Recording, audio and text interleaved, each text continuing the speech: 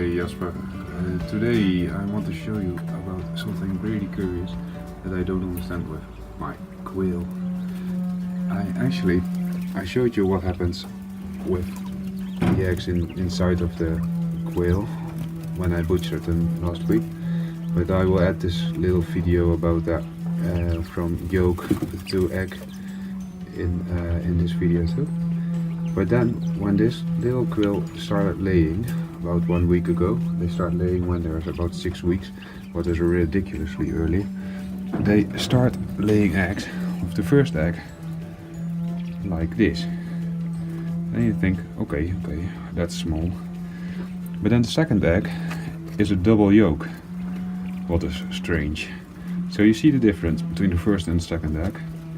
And then the third egg is actually a normal size egg.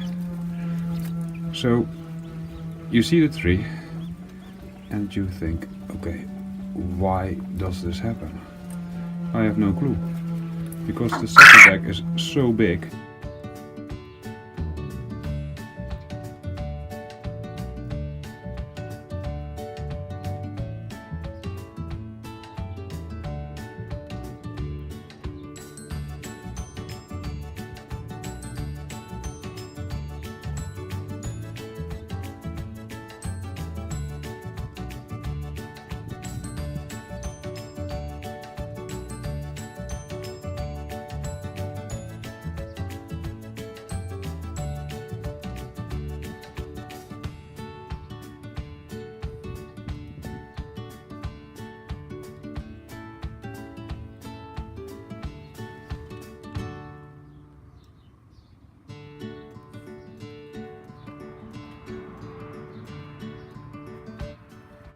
My second part of today's film, because when you saw from yolk to egg this little piece of film, then you think, okay, so the eggs should be fertile when they're about for 1 week before they are laid. And that's kind of my next experiment too. I'm gonna do 2 experiments. One is because a male that's outside on this moment, and I couldn't show you, was joining this couple of really big hens, and they're about 420 grams each, what is huge for a Japanese quail. But then when the male joined them, they attacked the male. So the male is out of this cage for about 6 days, and if my calculations are right, I did the calculations because you saw them from yolk to egg, it's about 7 little yolks before it turns into an egg. So they should be fertile already. So I'm gonna put these eggs in the incubator, and even when they're without a male for a week, I think they still should hatch. And last but not least, my garden today, because I want to show you in about 3 weeks, and we can share the difference. After years of just clipping my hedge so it looks beautiful, I decided to cut it down really fiercely to make room. I will show you from the side. This part of the hedge is quite thin, so you can cut it on top, beautiful, but here you can see the size that you have to cut it back to really get not 1 meter across, but about half a meter across. So this is gonna go today.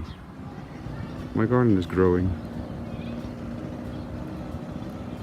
and my hedge is diminishing. Unbelievable. What a difference it makes, eh? 80 centimeters of extra garden. The Viking GE 220 is really a beast. It destroys everything into small pieces. And now I have to cut off all these branches into that machine. So the result is buckets full of this stuff. I'm gonna use them for a trick to kill invasive weeds. Over there you can see still invasive weeds. They're terrible here in Holland, as you know. I don't know if you have them in your garden, Jasper, but we have. And then I use cardboard. It's gonna digest anyway within a year. And if I'm not getting rid of this invasive weeds. I do it next year again. The spaces in between are for my plants. Lavas in this case. You can see one over there, I think. It's here in the dark. Very tasty.